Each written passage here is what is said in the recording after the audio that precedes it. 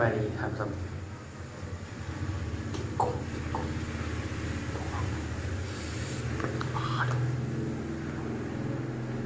กินกุ้งเนาะกุ้งกับมีเกาหลีนะ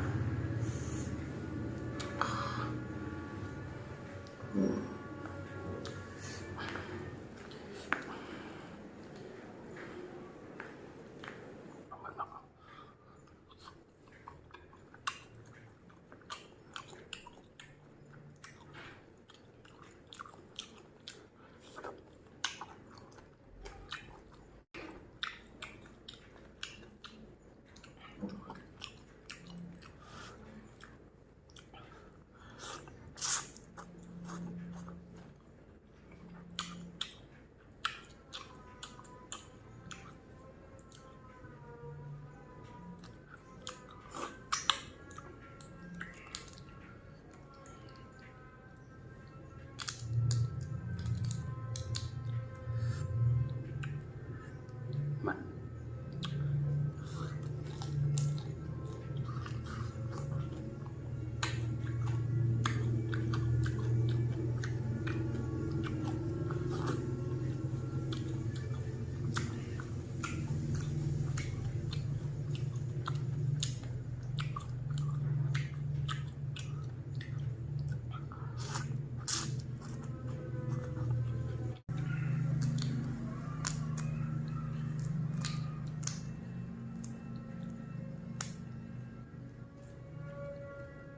นะครับสม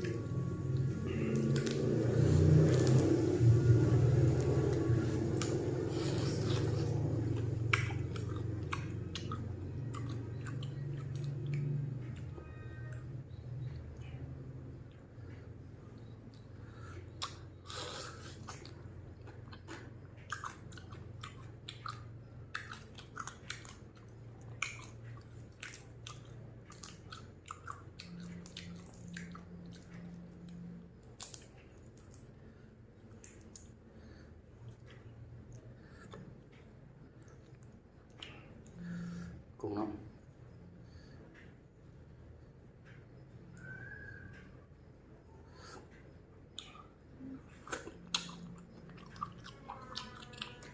อืม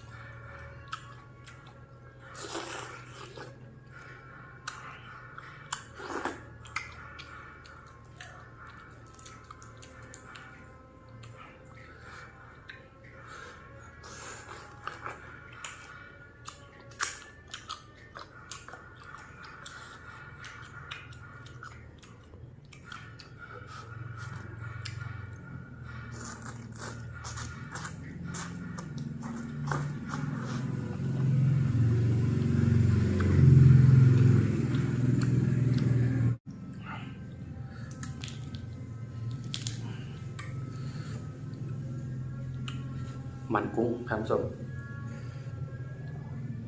เห็นปะ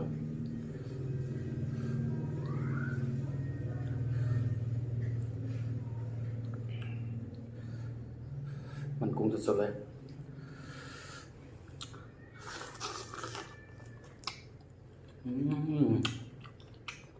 ท่านผู้ชม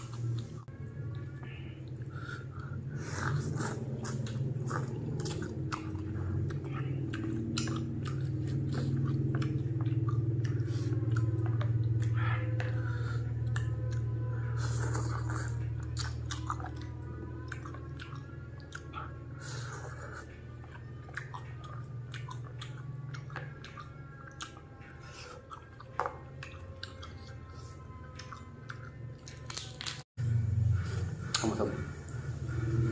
อันนี้เป็นไข่ครับ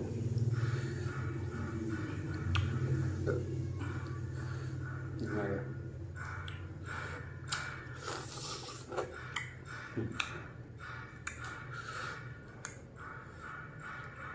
ไข่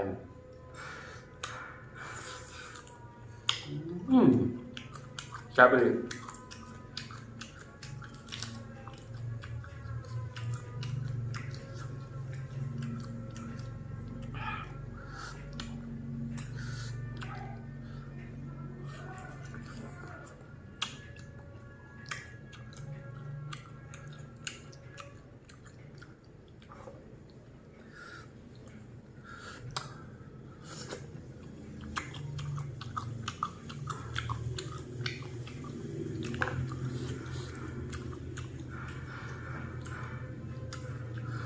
โอ้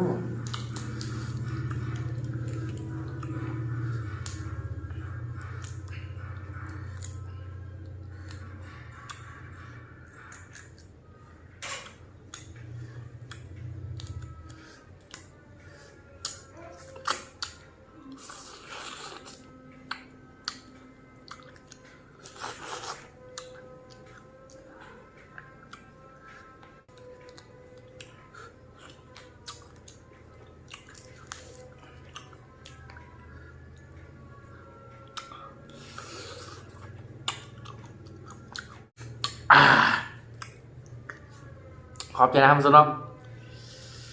เพชรอีลีแซ่บอีลีกุ้งตัวใหญ่เลยครับกินผู้ไหวแล้วในอีกตัวหนึ่งอิ่มกุ้งใหญ่เก็บคำขอบใจที่ติดตามมาชมกันมาเนาะคลิปต่อไปที่เป็นการเห็นอย่างกันขอให้ความกรุณาติดตามซ่องข้าพเจ้าเนาะซ่อง MK คลิปต่อไปที่เป็นคลิปหนึ่งเนาะขอความกรุณาทางสมทานโปรดติดตามซ่องข้าพเจ้าซ่อง MK1 Channel